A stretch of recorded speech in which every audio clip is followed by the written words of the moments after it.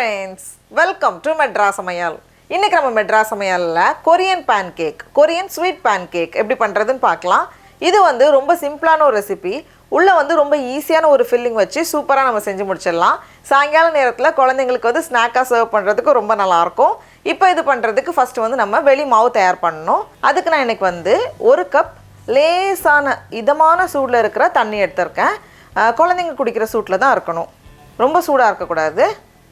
இப்போ இதோட வந்து 1 டீஸ்பூன் சர்க்கரை, அதுக்கு அப்புறமா 2 டீஸ்பூன் ஈஸ்ட் எல்லாத்தையும் சேர்த்துட்டு நல்லா கலந்து வச்சிடலாம். இது வந்து ஒரு 5 நிமிஷம் இருக்கட்டும். இப்போ ஈஸ்ட் வந்து இந்த மாதிரி ஆக்டிவேட் ஆகியிருக்கு, நல்லா நுரைச்சி வந்திருக்கு. இப்போ இதில் வந்து நம்ம மைதா மாவு சேர்க்கணும். 2.5 கப் மைதா மாவு. இது வந்து கிட்டத்தட்ட 280 கிராம் வரும். இது கூடவே 2 டேபிள் ஸ்பூன் அளவுக்கு சர்க்கரை சேர்த்துக்கோங்க. கொஞ்சமாக ஒரு 1/4 டீஸ்பூனை விட குறைவாகவே உப்பு, கடைசியாக 1 டேபிள் ஸ்பூன் அளவுக்கு எண்ணெய் அப்படி இல்லைன்னா உருக்குன வெண்ணெய் எது வேணாலும் நம்ம சேர்த்துக்கலாம். எல்லாத்தையும் சேர்த்துட்டு நம்ம கலந்து விடுறப்பவே நல்ல ஸ்டிக்கியாக இருக்கும். நல்ல கையில் ஒட்டிட்டு தான் இருக்கும் மாவு. ரொம்ப ஹார்டாக திக்காக நம்ம பிசைஞ்சிடக்கூடாது. ஒருவேளை ரொம்ப தண்ணியாக இருக்குன்னா கொஞ்சம் மாவு எக்ஸ்ட்ரா சேர்த்துக்கோங்க. அதே ரொம்ப டைட்டாக இருந்துச்சுன்னா கொஞ்சம் தண்ணி சேர்த்துக்கோங்க. இது வந்து ஒரு 5 நிமிஷம் போல் நம்ம நல்லா கை வச்சு கலந்து வச்சிடலாம். இப்போ இந்த மாதிரி நல்லா கலந்து ரெடியாக வச்சுருக்கோம். இதுவுமே வந்து நல்லா கையில் ஒட்டிட்டு தான் இருக்குது. இப்போது ஒரு ஸ்பூனில் அப்படி இல்லைன்னா ஏதாச்சும் ஒரு ஸ்பேச்சுலால் கொஞ்சமாக எண்ணெய் தடவிக்கோங்க.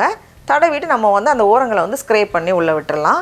ஏன்னா இது வந்து கொஞ்சம் ஸ்டிக்கியான மாவுங்கிறதுனால இந்த மாதிரி தான் இருக்கும். இப்போ இந்த பவுல்லையும் இந்த மாவு மேலேயும் மறுபடியும் கொஞ்சம் எண்ணெய் தடவிட்டு நம்ம இதை வந்து புளிக்க வைக்கணும். 1 மணி நேரம் அப்படியே வச்சுக்கோங்க, இருக்கட்டும். அது அப்படியே டபுள் ஆகி வரணும். இப்போ மாவு புளிச்சிட்டு இருக்கிற நேரத்தில் நம்ம வந்து உள்ளே வைக்கக்கூடிய அந்த ஃபில்லிங் தயார் பண்ணிடலாம். இதுக்கு வந்து நமக்கு என்ன நட்டு பிடிக்குமோ அது வந்து நம்ம எடுத்துக்கலாம். நான் இன்றைக்கி வந்து வேர்க்கடலை யூஸ் பண்ண போகிறேன். அப்படி இல்லைனா முந்திரி பருப்பு, வால்நட் இல்லைனா வந்து மிக்ஸ்டு நட்ஸாக கூட நம்ம வந்து எடுத்துக்கலாம். அதுக்கப்புறமா இதை வந்து ட்ரெடிஷ்னலாக ப்ரௌன் சுகர் யூஸ் பண்ணி பண்ணுவாங்க. நம்ம வந்து ப்ரௌன் சுகர் அப்படி இல்லைனா ஒயிட் சுகர் அப்படி இல்லைனா வந்து நாட்டு சர்க்கரையும் சேர்த்து நம்ம பண்ணலாம். ஏன்னா வந்து வேர்க்கடலையும் நாட்டு சர்க்கரையும் நல்ல காம்பினேஷன், நல்லாயிருக்கும். நாட்டு சர்க்கரை யூஸ் பண்ணலாம். அப்படி இல்லைனா நமக்கு வந்து என்ன இனிப்புக்கு எது வேணுமோ அது வந்து நம்ம பயன்படுத்திக்கலாம். ஃபஸ்ட்டு வந்து நல்ல ஒரு ஃப்ளேவரிங்காக கொஞ்சம் பட்டை அது வந்து இந்த மாதிரி உடச்சி வச்சுருக்கேன். இதை வந்து மிக்ஸி ஜாரில் மாற்றிட்டு எவ்வளோ நல்லா பவுட்ரு பண்ண முடியுமோ அந்த அளவுக்கு பவுட்ரு பண்ணி எடுத்துக்கோங்க. இது கூடவே ஒரு 1/4 கப் போல் வறுத்த வேர்க்கடலை எடுத்துருக்கேன். அதையும் வந்து பல்ஸ் மோடில் இந்த மாதிரி விட்டு விட்டு அரைச்சி ரொம்ப அப்படியே அரைச்சி பேஸ்ட்டாக பண்ணாமல் இந்த மாதிரி எடுத்துகிட்டு வந்திருக்கேன். இது கூடவே 1 டேபிள் ஸ்பூன் எள்ளு வேண்டாம்னா நம்ம எள்ளை ஸ்கிப் பண்ணிடலாம். அதுக்கப்புறமா இனிப்புக்காக 1/2 கப் ப்ரௌன் சுகர் இல்லை வந்து நாட்டு சர்க்கரை எது வேணாலும் நம்ம வந்து சேர்த்துக்கலாம். சேர்த்துட்டு மறுபடியும் ஒரே ஒரு சுற்றி எடுத்துகிட்டு வந்திருக்கேன். அப்போ தான் வந்து சர்க்கரையும் வந்து கொஞ்சம் பவுடர் ஆகும், நமக்கு வந்து ஈஸியாக இருக்கும். இப்போ நம்மளோட மாவு பார்த்தோம் அப்படின்னா 1 மணி நேரத்துலேயே நல்லா அப்படியே புளிச்சு டபுள் ஆகி வந்திருக்கு. சில நேரம் வெயில் காலத்தில் வந்து நமக்கு சீக்கிரம் ரெடி ஆகும், குளிர் காலத்தில் வந்து இன்னும் கொஞ்சம் கூட டைம் எடுக்கும். நமக்கு பார்த்தாலே தெரியும் இந்த மாதிரி நல்லா சாஃப்டாக வந்திருக்கு. கையில் வந்து எண்ணெய் தடவிக்கோங்க, அப்போ தான் வந்து நம்ம கையில் ஒட்டாமல் எடுக்கிறதுக்கு ஈஸியாக இருக்கும். இப்போ இதை வந்து நம்ம ஒரு 8ஆக பிரிச்சிடலாம். 8ஆக பிரிக்கும்போது நம்ம கரெக்டாக இருக்கும். அதுக்கப்புறமா லைட்டாக நம்ம வந்து கை வச்சு ரோல் பண்ணி இந்த மாதிரி வச்சுருக்கேன். இப்போ இதுலேருந்து ஒரு பீஸ் எடுத்துகிட்டு நம்ம வந்து விரிக்க ஆரம்பிச்சிடலாம். இதை மேலே வச்சுட்டு கொஞ்சமாக ஃபஸ்ட்டு வந்து நம்ம விரிச்சிட்டு அதுக்கப்புறமா ஃபில்லிங் வந்து ஒரு 1.5 டேபிள் ஸ்பூன்லேருந்து 2 டேபிள் ஸ்பூன் வரைக்கும் வச்சுக்கலாம். நம்மளோட இனிப்புக்கு ஏற்றவாறு நம்ம அட்ஜஸ்ட் பண்ணிக்கலாம். அப்படி இந்த ஓரங்களில் வந்து நம்ம உள்ளே வச்சுருக்கக்கூடிய அந்த ஃபில்லிங் படாமல் பார்த்துக்கோங்க. அப்போ தான் வந்து அந்த ஒட்டுறதுக்கு ஈஸியாக இருக்கும். மாவை மட்டும் நம்ம ஒட்டும்போது ஈஸியாக இருக்கும். அந்த ஃபில்லிங் பட்டுச்சுன்னா இன்னும் கொஞ்சம் கூட அது ஒட்டுறதுக்கு கஷ்டப்படும். அது பரவாயில்ல. இந்த மாதிரி ப்ரெஸ் பண்ணிவிட்டு அந்த எட்ஜஸ் எல்லாம் நல்லா ப்ரெஸ் பண்ணிவிட்டு லேசாக அழுத்திடலாம். ஏன்னா நம்ம கல்லில் போட்டு மறுபடியும் அழுத்துவோம், அதனால் லைட்டாக அழுத்தினா போதும். இப்போ வந்து ஒரு தோசைக்கல் எல்லாம் வந்து ஒரு பேனில் கொஞ்சமாக எண்ணெய் சேர்த்துக்கோங்க. நான் வந்து ஒரு 2லேருந்து 3 டேபிள் ஸ்பூன் போல் எண்ணெய் சேர்த்துருக்கேன். எண்ணெய் சேர்த்துட்டு இதை வந்து 2 போட்டு எடுக்க போகிறேன். எண்ணெய் வந்து கொஞ்சம் குறைவான சூழ்நிலை இருக்கட்டும், ஏன்னா அப்போ தான் வந்து கரெக்டாக வெந்து வரும். ரொம்ப ஹை ஹீட்டில் இருந்துட வேண்டாம், ரொம்ப அதேனா ரொம்ப குறைவான சூழ்நிலை இருக்க வேண்டாம். இப்போ ஒரு பக்கம் செட் ஆனதுக்கப்புறமா நம்ம வந்து திருப்பி போட்டால் போதும்.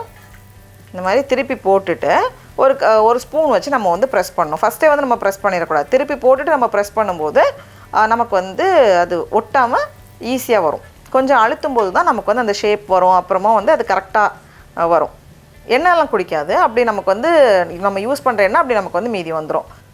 இந்த மாதிரி வச்சுட்டு நம்ம 2 பக்கமும் திருப்பிட்டு நம்ம ப்ரெஸ் பண்ணணும். ப்ரெஸ் பண்ணும்போது அப்படியே உள்ளே இருக்கிற சர்க்கரை வந்து அப்படியே அந்த சூடில் வந்து அப்படியே கரையும். அப்படி கரைஞ்சி உள்ளே நல்லாயிருக்கும்.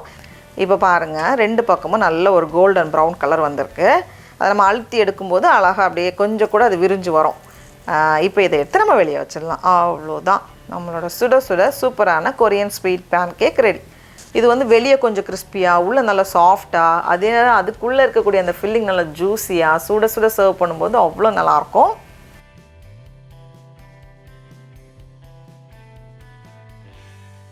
டடா, அவ்வளோதான், நம்மளோட சூப்பரான கொரியன் பேன் கேக்லாம் ரெடியாக இருக்குது. இது உள்ளே பாருங்கள் நல்லா ஜூஸியாக, அதே நேரம் வெளியே கொஞ்சம் கிறிஸ்பியாக நல்லா சாஃப்டாக இருக்கும்.